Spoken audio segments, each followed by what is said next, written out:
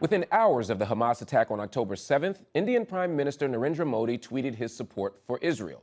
And on October 27th, India abstained from a UN vote on a ceasefire resolution that saw strong support from other nations in the global south. Although it has called for restraint and urged diplomacy, the Indian government has repeatedly voiced its support for Israel. But India and Israel have not always had such a close allyship. Its first generation of leaders were supportive of Palestinian rights and opposed to Zionism. India voted against the creation of Israel at the UN, and it was the first non-Arab country to recognize the Palestinian Liberation Organization as the legitimate representative of Palestinians.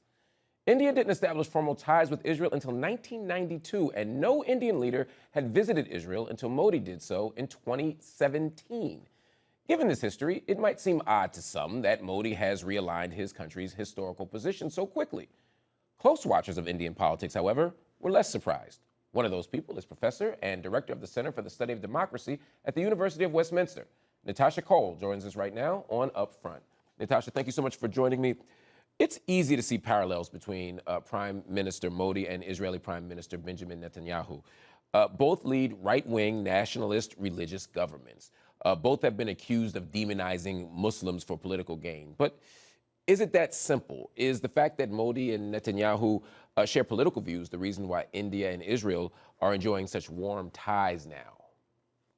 Thank you for having me on. I think that you're absolutely right in how the current Indian Prime Minister Modi, his support of Israel and his 2017 trip to Israel and what was at the time termed as a bromance between Modi and Prime Minister Netanyahu is an important reason why his supporters, and they are an important element in contemporary Indian politics, the Hindutva, or the political use of Hinduism, his supporters see this as the position they should be espousing. However, this is a departure from conventional Indian stance on Palestine and on the two-state solution.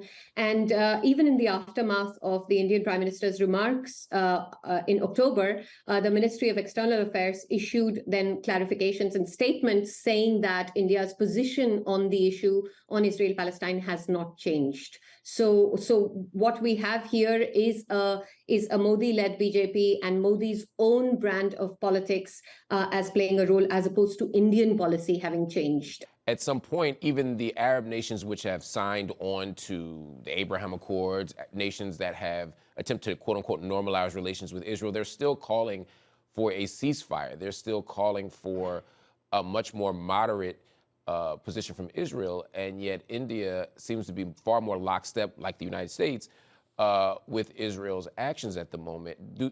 Does a moment like this show how contradictory some of those attempts are by the Indian government?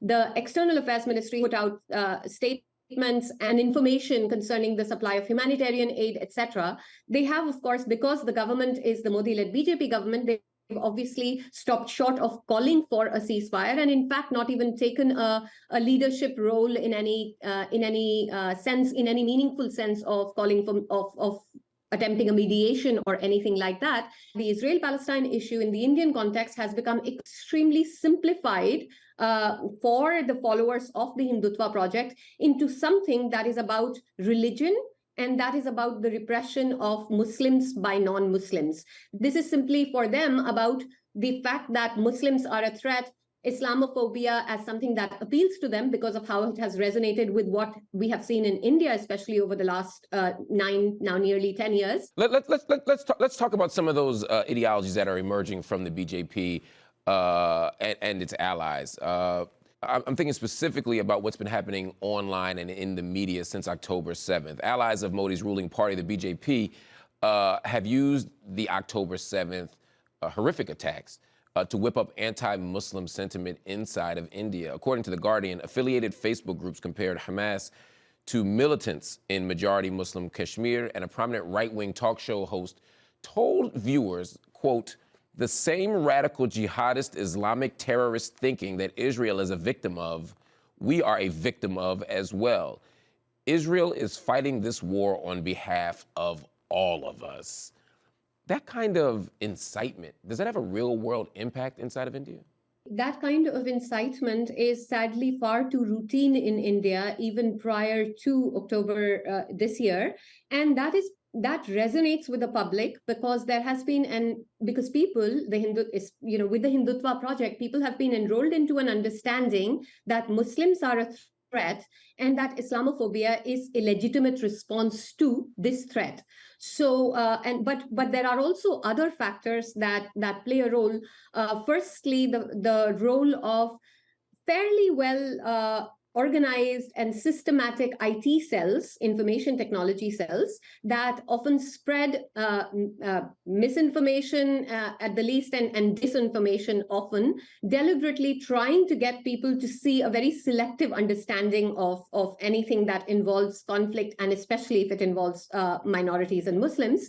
So there is the role of the information technology cells in that media ecosystem. There is also, I would argue, a kind of a thing that we've seen in recent years, which is attack on critical journalism and attack on fact checkers. In fact, all these right-wing projects portrays media and critical media as the enemy that stops people from understanding some privileged idea of reality. It's the conspiracist kind of thinking that thrives in right-wing ecosystems, including in India. So the reason that people will have Hindutva adherents will often have a no-holds-barred affirmation view of Israel's actions is because it ties in with what they have been enrolled into understanding in line with the Hindutva project.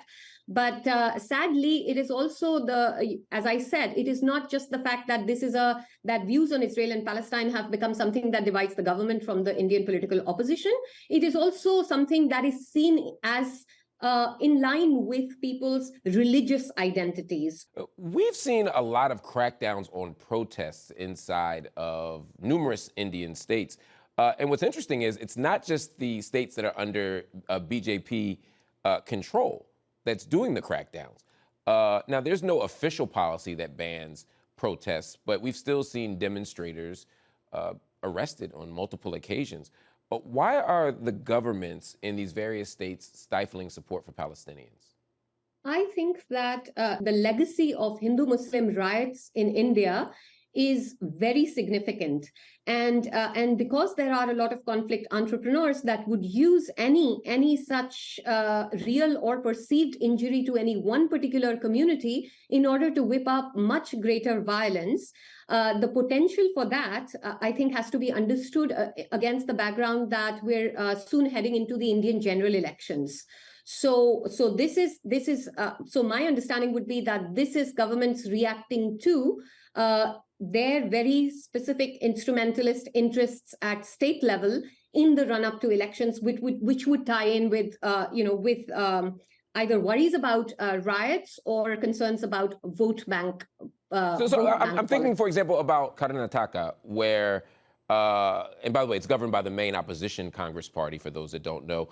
Police charged 10 activists with creating a public nuisance after they organized a silent march in support of Palestinians on October 16th in Bengaluru, the capital of the state. So in an example like that, based on what you're telling me, if they had organized a silent march in defense of Israel, for example, would we have seen a similar response based on the instrumentalist concerns of the state? In the context of Karnataka, the BJP recently lost these elections, and that was after a lot of effort. And any non-BJP party in any state constantly runs the risk of being, if they allow certain kinds of political expression, runs the risk of being labeled either extremist or supporting extremism or supporting radicalization. So the exigencies of domestic inter-party politics is what defines the worries that governments have at state level, even if they are not BJP. Remember that any position that is not in line with a very hyper-nationalist one on issues that involve minorities and specifically Muslims, such as on Kashmir, is seen as support of extremism or support of Islamic extremists, even worse things like terrorists. We're living in a context where even critical media can be, or intellectuals or university academics are targeted for views that would otherwise be perfectly acceptable in liberal democracy. So I think that creates a silence and censure around what it is that can be allowed without being politically labeled as an other. That's all the time we have for right now. Professor Kaul, I want to thank you so much for joining me on Upfront. Thank you. Absolutely. Everyone, that is our show, Upfront. We'll be back later this week.